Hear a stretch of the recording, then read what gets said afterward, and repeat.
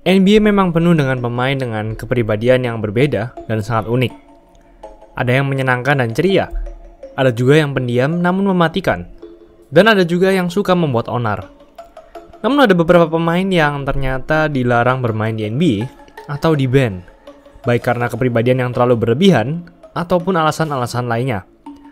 Akan kami bahas dalam episode kali ini, dalam 9 pemain yang di-ban oleh NBA.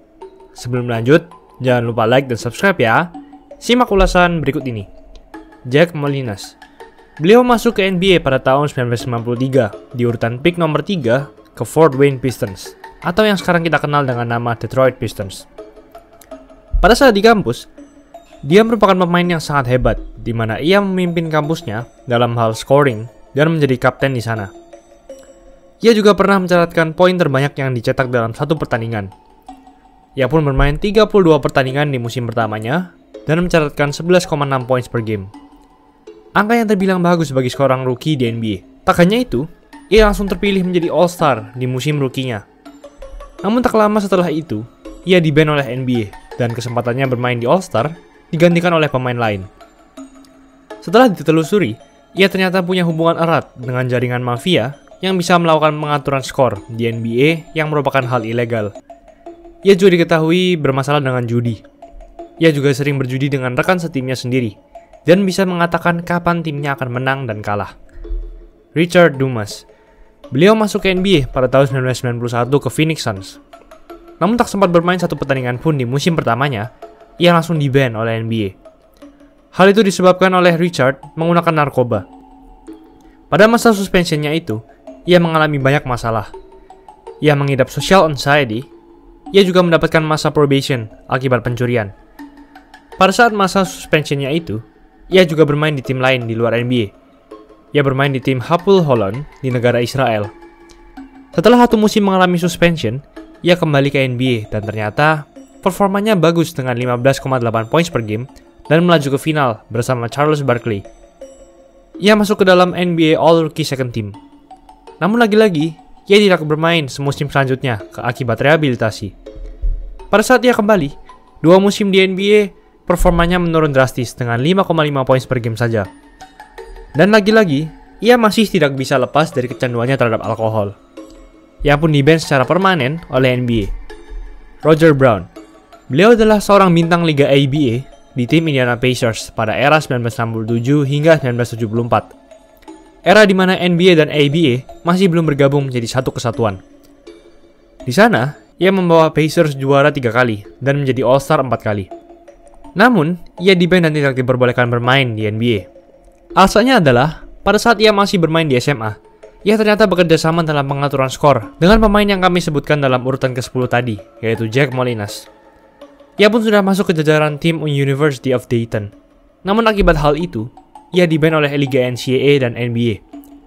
Karena tidak boleh bermain di NBA, ia masuk ke Liga ABA, karena liga tersebut tidak melarangnya bermain dan ia bersinar di sana. Karena kehebatannya, namanya pun masuk dalam Hall of Fame NBA.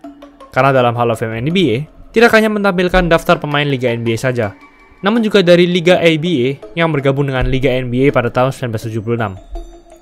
Gene Melchior. Gene masuk ke NBA pada urutan pick nomor 1 ke tim Baltimore Bullets. Ia merupakan pemain yang hebat saat di kampus. Meskipun hanya bertinggi 173 cm, ia membawa kampusnya ke final sebanyak 2 kali. Ia terkenal dengan kemampuan mengumpan dan kemampuan mencetak angkanya. Setelah 4 tahun di kampus, ia memutuskan masuk ke NBA dan berhasil mendapatkan urutan pick pertama. Namun tak lama setelah di draft, ia ketahuan terlibat dalam skandal pengaturan skor pada Liga NCAA pada tahun 1991 yang melibatkan 7 sekolah dan 32 pemain di Amerika. Ia dan 4 teman lainnya menyogok lawannya yaitu St. Joseph University dan Oregon State University untuk kalah. Akibat hal ini, ia di-ban oleh Liga NBA seumur hidup. Chris Washburn. Chris masuk pada tahun 1986, urutan pick nomor 3. Angkatan ini juga angkatan di mana Dennis Rodman dan Jeff Hornacek masuk. Namun, banyak kasus yang terjadi pada angkatan draft ini. Draft pick nomor 2, yaitu Len Bias, meninggal 2 hari tepat setelah dia di draft akibat overdosis. Lalu ada beberapa pemain yang juga di-ban akibat penggunaan narkoba. Salah satunya adalah Chris Washburn. Namun di dalam karir NBA-nya yang sangat singkat, ia merupakan pemain yang buruk dan dianggap sebagai draft bust. Pada Januari 1987, ia sempat mengalami cedera lutut yang membuatnya harus mengonsumsi obat anti nyeri. Namun hal itu malah membuatnya mengalami kegagalan ginjal. Saat periksa ke dokter, ia mengaku ia memiliki masalah kecanduan kokain. Saat ia kembali, performanya juga tetap jelek dengan hanya 3,1 poin per game. Pada Juni 1989, setelah tidak berhasil lolos tes narkoba oleh NBA, ia pun di-ban seumur hidup. John Drew. Beliau merupakan pemain yang hebat dan sempat bermain lama di NBA. Meskipun terpilih di urutan ke-7, ronde kedua oleh Atlanta Hawks, ia langsung memberi dampak signifikan bagi timnya. Ia mencatatkan 18,5 poin per game dan 10,7 rebounds per game, serta menjadi pencetak offensive rebound terbanyak di liga saat rookie. Ia pun mencatatkan lebih dari 20 poin per game dari tahun 1975 hingga 1979, dan 2 kali menjadi All-Star. Ia di-trade ke Utah Jazz dan masih tetap bersinar di sana. Dalam karirnya, ia mencatatkan 20,7 poin per game. Namun pada musim 1992-1993, musim di mana ia mencatatkan 21,2 poin per game, ia ketahuan memiliki adiksi kokain. Ia kembali pada musim selanjutnya dan memenangkan penghargaan Comeback Player of the Year. Namun pada tahun 1985, ia ditangkap akibat tidak bisa membayar hutang ke bank dan dikeluarkan oleh timnya. Pada tahun 1996, ia ditangkap 2 kali oleh kepolisian akibat menjual kokain dan menggunakan kokain. Sempat ingin kembali ke NBA pada musim 1987-1988, namun ia di-ban oleh NBA karena adiksinya tersebut. Ron Tarpley. Ron masuk pada angkatan draft 1986, sama seperti Chris Washburn tadi. Ia masuk di urutan nomor 7, ronde pertama ke Dallas Mavericks. Di musim pertamanya, ia mencatatkan 13,5 poin per game dan 11,8 rebounds per game, membuatnya masuk dalam All-NBA Rookie First Team. Musim keduanya, ia menjadi NBA Sixth Man of the Year. Namun pada musim keempatnya, ia ditangkap akibat mengemudi di bawah pengaruh alkohol. Ia disuspend oleh NBA untuk pertama kali. Pada Maret 1991, ia disuspend lagi dengan alasan yang sama.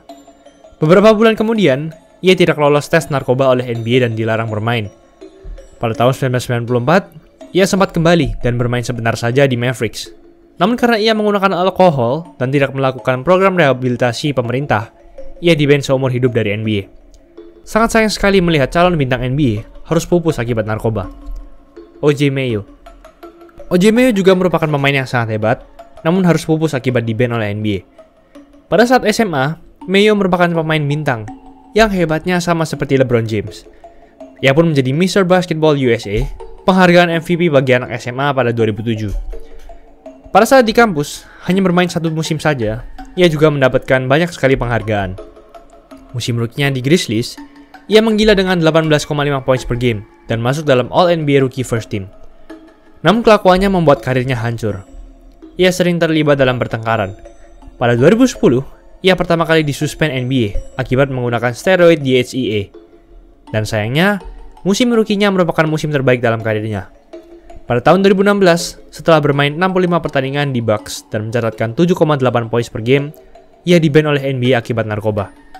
Sebenarnya, ia diperbolehkan kembali ke NBA pada musim 2018-2019. Namun tampaknya, ia sudah enjoy bermain di Liga CBA. Tyreke Evans. Beliau juga seharusnya menjadi superstar sekarang, seperti Stephen Curry dan Kevin Durant. Namun karirnya hancur akibat di-ban oleh NBA. Ia masuk ke Kings pada tahun 2009, di urutan keempat. Di musim rookie-nya, ia meledak dengan 20,1 poin per game dan menjadi Rookie of the Year, bahkan di atas Stephen Curry. Ia juga menjadi rookie keempat yang mencatatkan 20 lebih poin per game, 5 lebih assist per game, dan 5 lebih rebounds per game. Namun di 3 musim berikutnya, ia malah menurun dan di-trade ke Pelicans, kembali ke Kings, lalu Grizzlies, dan terakhir ke Pacers. Di tim-tim itu, karirnya juga biasa-biasa saja dan tidak meledak sesuai ekspektasi. Dan pada 17 Mei 2019, ia di-ban oleh NBA akibat menyalahi aturan narkoba NBA. Ia pun diperbolehkan bermain lagi di musim depan. Kita berharap Rookie of the Year 2010 ini bisa kembali menghidupkan karirnya di NBA. Itulah ulasan mengenai episode kali ini. Jangan lupa like, comment, dan subscribe agar channel ini bisa berkembang dan menghasilkan video menarik lainnya. Thanks for watching. I'll see you in the next video.